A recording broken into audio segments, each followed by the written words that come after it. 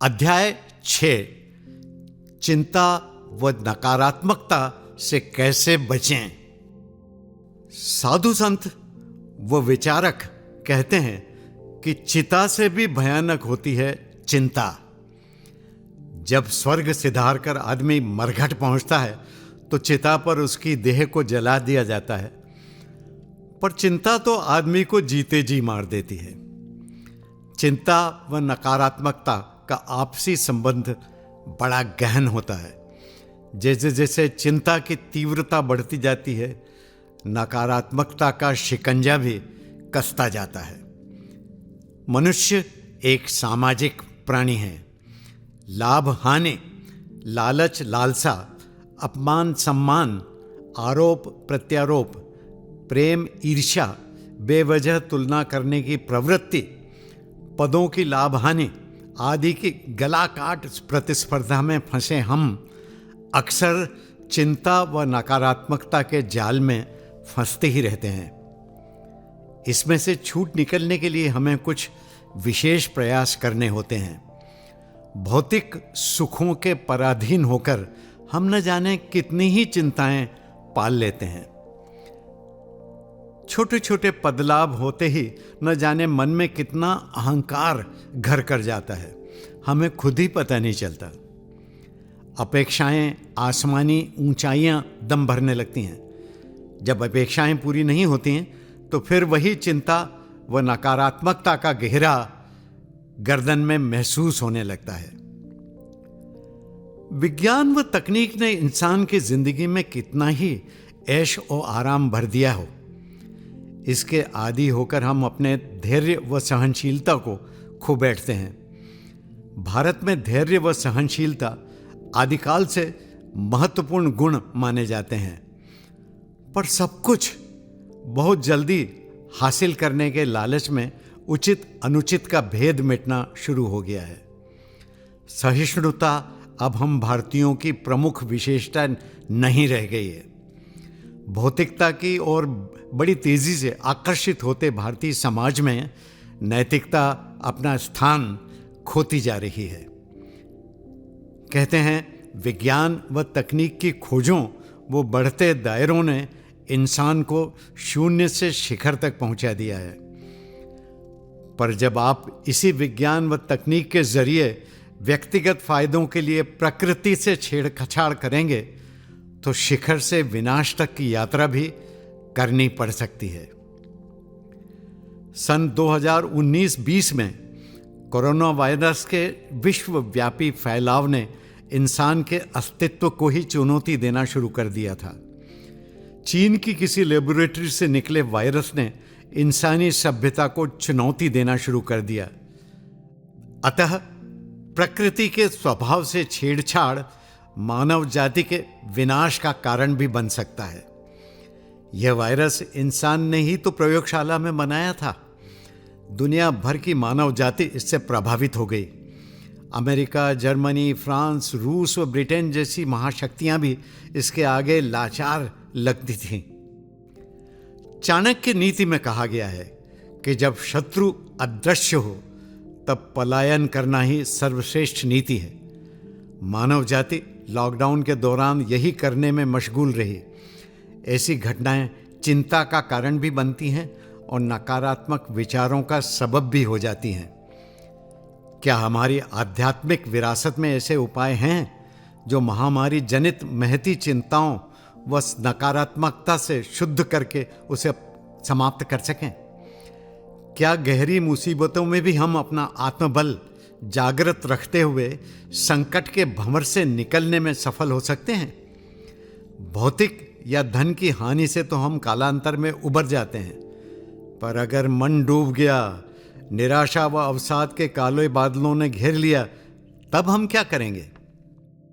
हमारे वेदांत व उपनिषदों में इन संकटों से निपटने के लिए हथियार जरूर बनाए गए हैं, पर इसके लिए कोशिश व कौशल दोनों को आजमाने की आवश्यकता है। अद्वैत वेदांत की जो अवस्थाएं हैं, जागृति, निद्रा व सुसुप्त अवस्था, इनकी तरफ ध्यान दें तो पाएंगे कि जागृति में व निद्रा के सपने में हमारी चेतना ही एकमात्र ईश्वर है। मैं खुद ही ब्रह्म हूँ, इस पर विश्वास होना जरूरी है, क्योंकि यही सत्य भी है। आज जो संकट की अवस्था है वो भी स्वप्नवत ही है, और जो कल सुखद वक्त बीत गया वह भी सपना ही लगता है। इन दोनों का अनुभव करने वाली शाश्वत चेतना ही ईश्वरीय अवतार है। जागृति में, निद्रा के सपने में या सुसुप्त अवस्था में अनुभव करने वाला प्रकाश ही वास्तव में ईश्वरीय चेतना है। यह जब हम महसूस कर सकेंगे तो न सफलता का अनुभव हमें अहंकार से भर सकेगा और न ही दुखों का सागर हमें पीड़ा पहुंचा सकेगा। दूसरी चीज जो इन तमाम नकारात्मकता व चिंताओं से मुक्ति दिला सकती है वह है उस असीम शक्ति जिसे हम ईश्वर कहते हैं, उसके प्रति अगाध श्रद्धा व प्यार।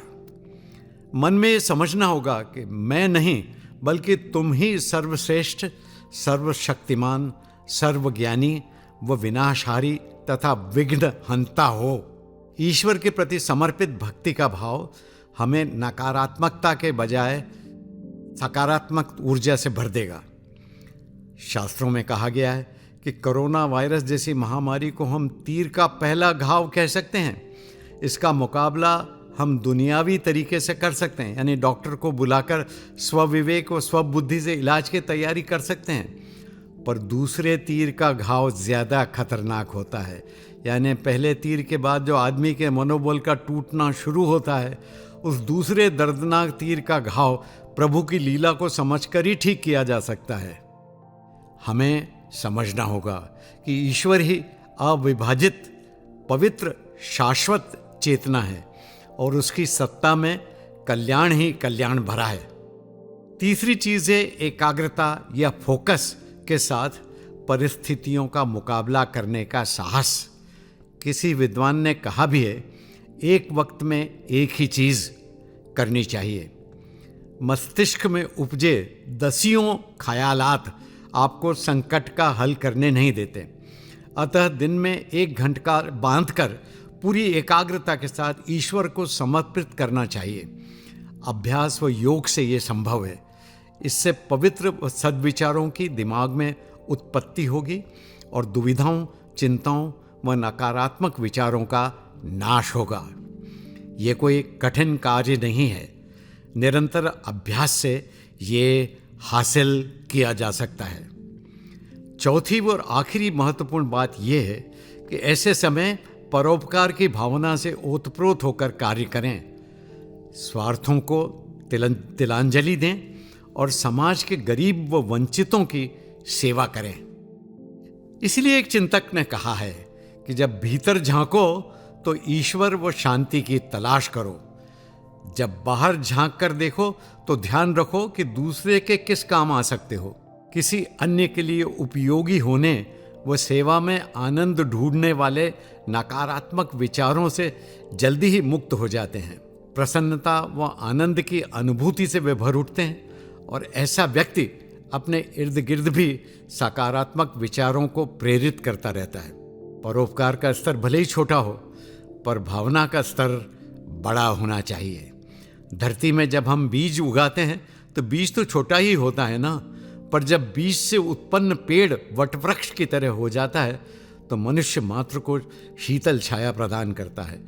इसलिए हर छोटे प्रयास का एक अपना अलग ही महत्व होता है। एक बहुत ही प्रभावशाली व प्रेरक उद्गार है।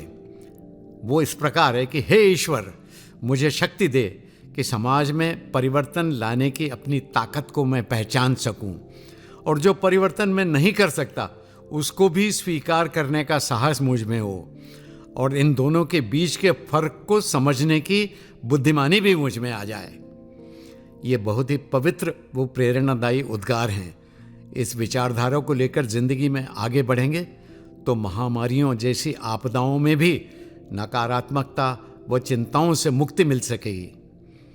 प्रसन्नता व निर्मल आनंद प्राप्ति आपका जन्म सिद्ध अधिकार है।